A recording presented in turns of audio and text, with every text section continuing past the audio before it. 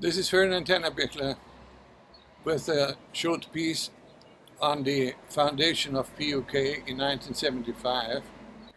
دامەزراندنی یەکێتی نیشتیمانی کوردستان 43 ساڵ پێش ئێستا لەلایەن مامجەلالەوە خاڵێکی وەچەرخان بوو لە مێژووی کووردا. ئەو ڕووداوە پەیوەندیەکی زۆری بە شاری ڤیەنناوە هەیە. ئەم دیمەنەی کە لە پشتمەوە دەیبینن هۆڵی شاری ڤیەننایە. مامجەلال لە ساڵی 1976دا هات بۆ ڤیەننا و بۆ یەکەمین جارێکێتی نیشتیمانی لە ناوجەرگەی ئەوروپاوە ناساند.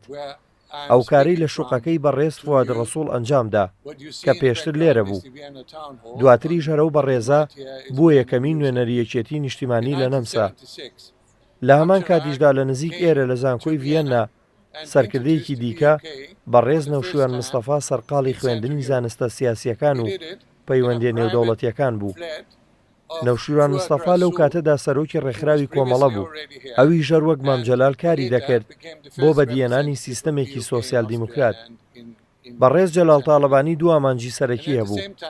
یەکەمیان بریتی بوو لە بەدیێنانی دیموکراسی لە کوردستان و کۆتاییێنان بە هەموو شێوەکانی دیکتاتۆریەت. ئامانجی دووەمیشیان بریتی بوو لە گەیشتن بە سەربەخۆیی کوردستان لە دوا ڕۆژدا.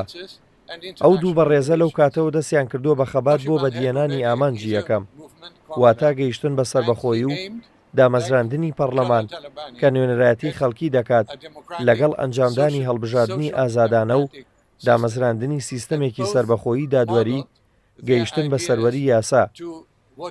لە هەمان کاتیشدا خەباتیان لە پێناوی ئازادی ڕادەربڕین و ئازادی و یەکسانی بۆ ژنان دەکرد.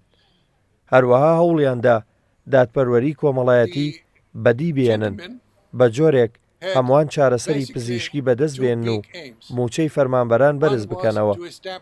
هەر ئەو کاتە واتە 43 ساڵ پێش ئێستا ئەو دوو بەڕێزە پێیان ڕاگەیاندم کە دەیانەوێت لە کۆتاییدا کوردستان دەوڵەتێکی ئازاد و سەربەخۆ بێت و تیایدا هاوڵاتیان وە خەڵکی نەمسا و ئەوروپا بژین.